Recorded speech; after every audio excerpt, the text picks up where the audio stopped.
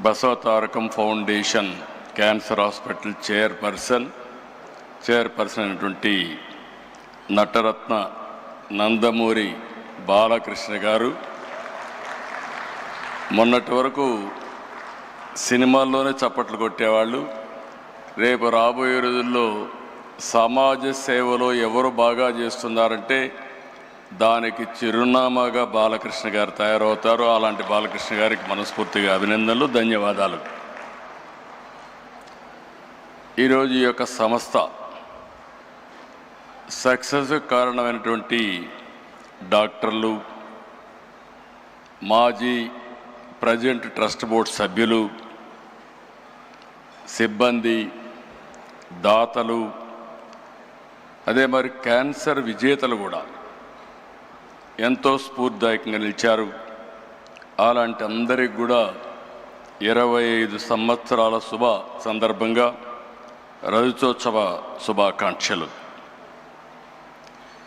ఈరోజు నాకు అందరికంటే ఎక్కువ ఆనందపడే వ్యక్తిని నేను. ఆలోచన వచ్చినప్పటి నుంచి ఇంతవరకు ఈ యొక్క హాస్పిటల్కి కాస్తో కూస్తో ఎప్పుడు వీలైతే అప్పుడు దీనికి సేవ చేసే అవకాశం నాకు వచ్చింది. దానికి ఎంతో సంతోషంగా ఉన్నానని చెప్పి కూడా నేను మీకు తెలియజేస్తున్నా. ప్రతి ఒక్క సక్సెస్కి ఒక స్టోరీ కూడా ఉంటుంది. మా అత్తమ్మ బసవతారకం గారు మా కుటుంబానికి ఒక పెద్ద దిక్కు. ఎన్టీఆర్ సినిమాల్లో బిజీగా ఉండేవారు. ఆయనకి ఎప్పుడు కూడా టైం ఉండేది కాదు. అంత పెద్ద కుటుంబాన్ని ఎంతో విలువలతో, క్రమశిక్షణతో పెంచారు. కుటుంబంలో అనుబంధాలు, ఆప్యాయతలు పంచారు. అందరినీ ఎంతో ప్రేమగా, కేరింగ్గా చూసుకునేవారు. నా ఉద్దేశంలో చాలామంది చూశాను, కానీ అవి ఒక మానవతావాది. అలాంటి ఆవిడికి మీరు ఒకసారి చూస్తే క్యాన్సర్ రావడం చాలా బాధ కలిగింది మాకందరికీ. అయితే ఆ రోజు మనం చూసుకుంటే క్యాన్సర్ వచ్చినప్పుడు పెద్ద హాస్పిటల్స్ కూడా లేవు. ఆవిడ సఫరింగ్ కూడా చూసాం. ఆ రోజు తమిళనాడులో అడయార్, ముంబైలో టాటా ఆసుపత్రి, ఇలాంటివి 1-2 ప్లేసుల్లోనే హాస్పిటల్స్ ఉండేటివి. ఎవరైనా ఇప్పుడే వెంకయ్య నాయుడు గారు ఒక మాట మాట్లాడారు. ఆ రోజు క్యాన్సర్ అనేది డబ్బులుండే వాళ్ళకే వచ్చేదని, దాన్ని రాచపుండు అనేవాళ్ళు. అలాంటిది క్యాన్సర్ రాను రాను పెరిగే పరిస్థితికి వచ్చింది. అక్కడి నుంచి చాలా సఫర్ అయ్యారు. ఆవిడ సఫరింగ్ మేమంతా చూసాం. కడాన అమెరికాకు కూడా తీసుకెళ్ళి ట్రీట్మెంట్ ఇప్పించిన. ఎగ్జాక్ట్గా మేము ఆగస్ట్ క్రైసిస్లో ఎన్టీ రామారావు గారు తిరిగి ముఖ్యమంత్రి నెలలోనే, 1 నెల 2 నెలల్లోనే ఆమె చనిపోవడం చాలా బాధ కలిగింది. ఆ షాక్ నుంచి ఎన్టీఆర్ తట్టుకోవడానికి కూడా చాలా సమయం పట్టింది. అయితే ఆ రోజు ఆయనకి ఒక కోరిక, ఒక ఆలోచన, మళ్ళీ పేదవాళ్ళకి ఇబ్బంది లేకుండా శాశ్వతంగా ఒక మంచి హాస్పిటల్ కడితే బాగుంటుందనే ఆలోచన ఆయన చేయడం, అదే విజన్. ఆ రోజు ఆయన ఆలోచనే ఆ రోజు ఇంత మునిపే రామ్మోహన్ రావు గారు చెప్పారు. ఆ రోజు ఆయన ఆలోచించి సెంటర్లో ఒక 8 ఎకరాలు 6 ఎకరాల భూమిని ఇచ్చారు. అది రిజిస్ట్రేషన్ చేశాం. ఎగ్జాక్ట్గా 4 నెలల్లో 89లో గవర్నమెంట్ పోయింది. అక్కడి నుంచి ఇది చాలా సమయం పట్టింది మాకు. ఆ సమయం మీరు చూస్తే మళ్ళీ 96, 97 వరకు దానిపైన ఎక్కువ శ్రద్ధ పెట్టలేకపోయాం. మళ్ళీ నాకు ఒక ఆలోచన, ఈ హాస్పిటల్ని, ఎన్టీ రామారావు గారి విజన్ని మా అత్తమ్మ గారిని శాశ్వతంగా గుర్తుపెట్టుకునే విధంగా చేయాలనే సంకల్పంతో ఆనాడు ఇప్పటికి కూడా జ్ఞాపకం, కోడెళ్ల శివప్రసాదరావు గారు ఫస్ట్ మేనేజింగ్ ట్రస్టీగా ఉండి అన్ని బాధ్యతలు తీసుకొని ముందుకు పోయారు. అమెరికాలో తులసి గారు అక్కడుండి ఫండ్స్ అన్ని మొబిలైజ్ చేసి వారు కూడా పూర్తిగా సహకరించారు. వీరందరి సహకారంతో ఇప్పుడే డాక్టర్స్ అందరితో మాట్లాడుతున్నా, వీళ్ళందరి సహకారంతో నోరి దత్తాత్రేయ లాంటి డాక్టర్స్ అందరూ కూడా సహకరించారు. చాలామంది ఎన్ఆర్ఐలు, రాజ్యసభ సభ్యులు, వ్యాపారవేత్తల సహకారంతో ఆసుపత్రి నిర్మాణం చేపట్టాం. టాటా ట్రస్ట్ కూడా అడిగితే ఆ రోజుట్లోనే వాళ్ళు కూడా ఉదారంగా సిఎస్ఆర్ ఇచ్చారు. 2000 సంవత్సరంలో ఆనాటి ప్రధానమంత్రి అటల్ బిహార్ వాజ్పేయి మామూలుగా ప్రైవేట్ హాస్పిటల్స్ కానీ ట్రస్ట్ హాస్పిటల్స్ పెద్దగా ముందుకొచ్చి ఇనాగరేట్ చేయలేదు. పిలిచిన వెంటనే ఎన్టీ రామారావు గారిపై నుండి అభిమానంతో, అంతేకాకుండా నాకుండే సన్నిహిత సంబంధాలతో ఆయన వచ్చి 100 పడకల ఆసుపత్రి ప్రారంభించాం. అది ఒక ఫౌండేషన్. తండ్రి ఒక మొక్క నాటితే, ఒక ఆలోచన చేస్తే దాన్ని కొడుగ్గా బాధ్యత తీసుకొని బాలకృష్ణ గారు ఈరోజు ఒక మహాకల్పవృక్షంగా తయారు చేసిన ఘనత బాలకృష్ణ గారికి దక్కింది. అయితే ఈరోజు నిరంతరం తపనతో, దీక్షతో ఆసుపత్రిని క్యాన్సర్ బాధితుల పట్ల ఒక దేవాలయంగా మార్చారు. అయితే ఏ వ్యవస్థ అయినా ఒక్కోసారి అనేక సమస్యలు కూడా ఉంటాయి. 20 సంవత్సరాల ప్రస్థానంలో ఎంతోమంది త్యాగంగా ముందుకొచ్చి పనిచేశారు, ఎన్నో విధంగా సేవలు చేశారు. ఇందులో మాకు కూడా కొన్ని సవాళ్ళు కూడా వచ్చాయి. ఆ సవాళ్ళను మీరు చూస్తే ఆ రోజు మేనేజ్మెంట్లో కొన్ని సమస్యలు వచ్చాయి.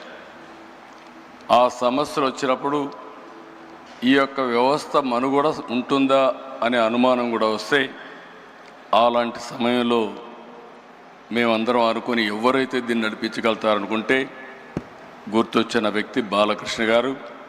బాలకృష్ణ గారికి 15 సంవత్సరాల మునుపు ఈ బాధ్యత తీసుకుంటే ఈరోజు బ్రహ్మాండంగా పనిచేయడమే కాకుండా రాబోయే రోజుల్లో తిరుగులేని వ్యవస్థగా, అన్స్టాపబుల్గా దీన్ని ముందుకు తీసుకెళ్తున్నారు. ఆయన ఎప్పుడు కూడా బిజీగా ఉంటాడు.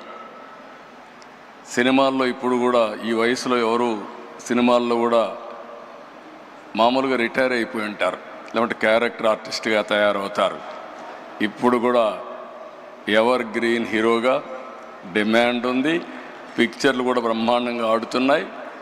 ఇంకొక పక్క హిందూపూర్ ఎమ్మెల్యేగా కూడా బ్రహ్మాండంగా పనిచేస్తూ మొట్టమొదటి నుంచి ఇప్పటి వరకు గెలిచే నియోజకవర్గం తెలుగుదేశం పార్టీ హిందూపూర్ నియోజకవర్గం.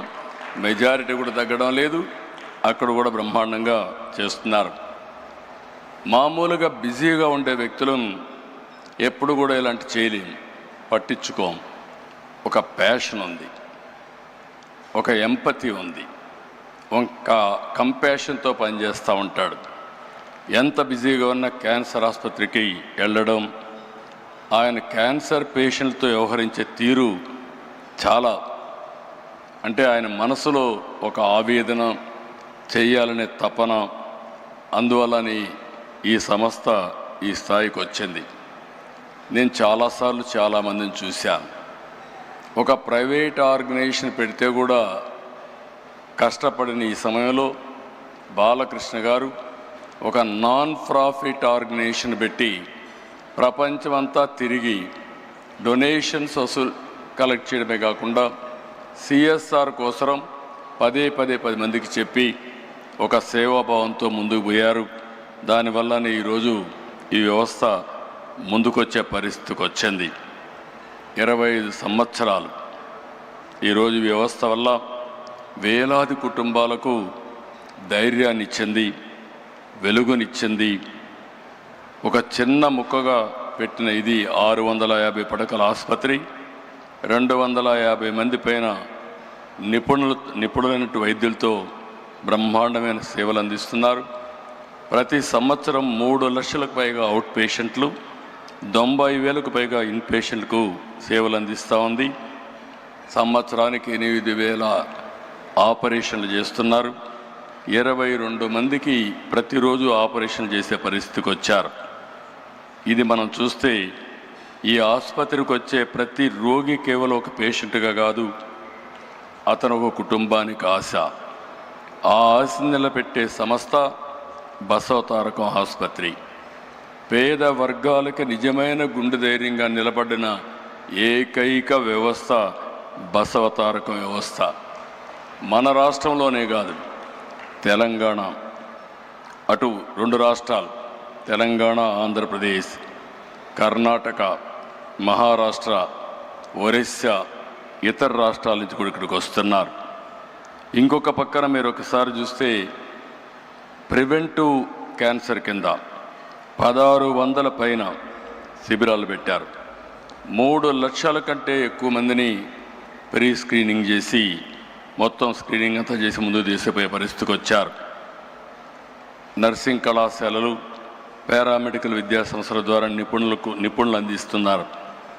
మొన్నే నా దగ్గరికి వచ్చినప్పుడు అమరావతిలో హాస్పిటల్ పెడతామంటే నేను పూర్తిగా స్వాగతించాను. 1000 పడకల ఆసుపత్రి పెట్టడానికి ముందుకు వచ్చారు. బాలకృష్ణ గారిని, మేనేజ్మెంట్ని మనస్ఫూర్తిగా అభినందిస్తున్నా, స్వాగతిస్తున్నానని చెప్పి కూడా నేను మీకు తెలియజేస్తున్నా. ఇంకొక పక్కన ఈరోజు దేశంలోనే అనుప్రియ పాటిల్ గారు చెప్పారు, క్యాన్సర్ కానీ అదే మరిగా అనేక డిసీజెస్తో బాధపడే కేంద్రం కూడా అనేక విధాలుగా ముందుకు వస్తూ ఉంది. ఒక్క క్యాన్సర్ మనం చూస్తే 2024లో 15 లక్షల మంది పైన క్యాన్సర్ కేసులు వచ్చాయి. ప్రతి సంవత్సరం 9 లక్షల మంది చనిపోతున్నారు. అంటే ఏ విధంగా ఉందో మనం ఒక్కసారి ఆలోచించుకోవాల్సిన అవసరం ఉంది. ఈరోజు మనం కూడా దీని మీద ఆంధ్రప్రదేశ్ అయితే 2 మినిస్టర్స్ కూడా చాలా ఎలాబరేట్గా చెప్పారు. తెలంగాణలో క్యాన్సర్ కోసం ఏం చేస్తున్నామని రాజనరసింహ గారు చెప్పారు.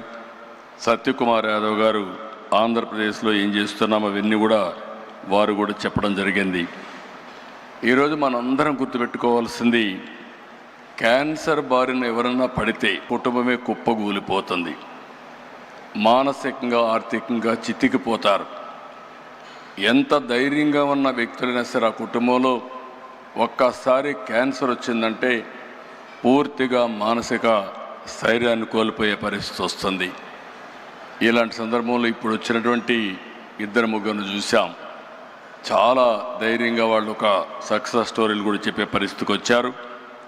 ఎప్పుడైనా సరే బ్రెస్ట్ క్యాన్సర్లో మనం ముందుగా డిటెక్ట్ చేయగలిగితే మనం చాలా వరకు నివారించుకునే పరిస్థితి ఉంటుంది. దీనికోసం ప్రివెంటివ్, ప్రిడిక్టివ్, క్యూరేటివ్ విధానాన్ని మనం అవలంబించాల్సిన అవసరం ఉంది. నేను ఒకటే బసవతారకం హాస్పిటల్ మేనేజ్మెంట్ని కోరుతున్నా. ఆ రోజు నుంచి ఈ రోజు వరకు చూశాను, సమైక్య ఆంధ్రప్రదేశ్లో కూడా ఈ హాస్పిటల్కి అన్ని ప్రభుత్వాలు ఆదరణ చూపించాయి. విడిపోయిన తర్వాత కూడా 2 ప్రభుత్వాలు, ఏ ప్రభుత్వాలు వచ్చినా అందరూ కూడా సహకరించారు. ఆ విధంగా సహకరించిన అన్ని ప్రభుత్వాలకి, అన్ని పార్టీలకి మనస్ఫూర్తిగా అభినందనలు తెలియజేస్తున్నా. మనం గుర్తుపెట్టుకోవాల్సింది, ఈ ఆర్గనైజేషను నాన్ ప్రాఫిట్ ఆర్గనైజేషన్. ఈరోజు దేశంలో కొన్ని మోడల్స్ రావాల్సిన అవసరం ఉంది. పబ్లిక్ హెల్త్ ఒకటే, గవర్నమెంట్ ఒకటే, హెల్త్ సెక్టర్లో అందరూ ఆరోగ్యాన్ని కాపాడలేం. ఇటీవల ప్రైవేట్ సెక్టర్లో కూడా చాలా హాస్పిటల్స్ వస్తున్నాయి. అయితే ప్రైవేట్ సెక్టర్లో వచ్చే హాస్పిటల్లో లాభార్జన ఉంటుంది, షేర్ హోల్డర్స్ కానీ అన్ని విధాలుగా. అలాంటి సమయంలో నాన్ ప్రాఫిట్ ఆర్గనైజేషన్స్ రాగలిగితే, సమర్థవంతంగా పనిచేయగలిగితే నిజమైన పేదలకు నిజమైన వైద్య సేవలు జరిగే పరిస్థితి వస్తుంది. అది రావాలంటే బసవతారకం లాంటి నాన్ ప్రాఫిట్ ఆర్గనైజేషన్స్ ఇంకా ఎక్కువ రావాలని మనస్ఫూర్తిగా ఆకాంక్షిస్తున్నాను. అది వచ్చినప్పుడే ఇవన్నీ కూడా సాధ్యం అవుతాయి. ఇక్కడ ఈ సందర్భంలో నేను ఒక్క విషయం ఇక్కడ చెప్పాలి. ఎన్టీఆర్ వేసిన ఫౌండేషన్ ఇప్పటికే కొంతమంది చెప్పారు. మేము ఆయన ఆశయాల కోసం ఒక రాజకీయ పార్టీలో పనిచేస్తున్నాం. ఒక ఫిల్మ్ యాక్టర్గా బాలకృష్ణ గారు బసవతారకం ఆసుపత్రిని బ్రహ్మాండంగా నడిపిస్తున్నాడు. ఇంకొక పక్క డాక్టర్ అయినటువంటి మా మిస్సెస్ భువనేశ్వర్ గారు ఎన్టీఆర్ మెమోరియల్ ట్రస్ట్ పెట్టి ట్రస్ట్ ద్వారా తలసేమియా కానీ ఎడ్యుకేషన్ కానీ అనేక సేవా కార్యక్రమాలు చేస్తున్నారు. ఇవన్నీ చూసినప్పుడు ఒక వినూత్నమైన కార్యక్రమాలకు నాంది పలికారు. ఇద్దరు పిల్లలు కూడా కొడుకు తల్లి పేరు పెట్టుకొని సేవా కార్యక్రమాలు చేస్తే కూతురు తండ్రి పేరు పెట్టుకొని సేవా కార్యక్రమాలు చేసే ఏకైక కుటుంబం ఎన్టీఆర్ కుటుంబం. ఇద్దరికీ డబ్బులు అవసరం లేదు. బాలకృష్ణ గారు ఈ సమయం పెడితే ఇంకొక సినిమాలో యాక్ట్ చేసి కొంచెం డబ్బులు వస్తాయి. ఆవిడ ఈ సమయం ఖర్చు పెట్టి నేరుగా పోయి హెరిటేజ్లో కూర్చుని డబ్బులు వస్తాయి. కానీ ఇద్దరు కూడా ఇక్కడ పేదలకు సేవ చేసినప్పుడు ఉండే ఆనందం అక్కడ వ్యాపారం చేసినప్పుడు కానీ యాక్టింగ్ చేసినప్పుడు వచ్చే డబ్బులతో కాదు. అది ఆ రోజు ఆ కుటుంబం యొక్క విశిష్టత అని చెప్పి కూడా నేను మీకు తెలియజేస్తున్నా. ఆ పుణ్య దంపతులు ఎక్కడున్నారు స్వర్గం నుంచి నిండు మనసుతో ఆశీర్వదిస్తారు. ఆ పుణ్య దంపతులు చేసుకున్న పుణ్యం కానీ ఈరోజు అటు బాలకృష్ణ గారు భువనేశ్వర్ గారు చేసే సేవల్ని మనస్ఫూర్తిగా అభినందిస్తూ నేను ఒకటే మీ అందరికీ విజ్ఞప్తి చేస్తున్నా. ఎక్సలెంట్ వర్క్ చేస్తున్నారు. నాకు కొన్ని సందర్భాల్లో కూడా కొన్ని సమస్యలు కూడా నాకు వచ్చాయి. ఆ సమస్యలన్నీ అధిగమించాం. ఇప్పుడు సేఫెస్ట్ హ్యాండ్స్ బాలకృష్ణ గారి ఆధ్వర్యంలో 25 సంవత్సరాలు చూపించిన ప్రగతి ఒక స్టేజ్ అయితే రాబోయే 25 సంవత్సరాల్లో భారతదేశంలోనే నెంబర్ 1 నాన్ ప్రాఫిట్ ఆర్గనైజేషన్గా బసవతారకం క్యాన్సర్ హాస్పిటల్ తయారై కొన్ని లక్షల మంది జీవితాల్లో వెలుగు చూపిస్తుంది. ఎవరైనా సరే విరాళాలు ఇవ్వాలంటే మంచి పని చేయాలంటే మీరు చేయండి. మీరు చేసే ఓపిక లేకపోతే బెస్ట్ ప్లాట్ఫామ్ కూడా బసవతారకం క్యాన్సర్ హాస్పిటల్ అని చెప్పి కూడా నేను మీకు తెలియజేసుకుంటూ 25 ఏళ్ళు సెలబ్రేషన్ చేసుకుంటున్నాం. మళ్ళీ బాలకృష్ణ గారి ఆధ్వర్యంలో 50 ఇయర్స్ సెలబ్రేషన్ కూడా చేసుకొని ఈ వ్యవస్థ ప్రగతి కోసం మనందరం కూడా ముందుకు పోవాలని మనస్ఫూర్తిగా ఆకాంక్షిస్తూ ఈరోజు ఇక్కడికి వచ్చిన శ్రేయోభిలాషులందరినీ పేరు పేరున మనస్ఫూర్తిగా అభినందిస్తూ అందరికీ నమస్కారాలు. జై హింద్.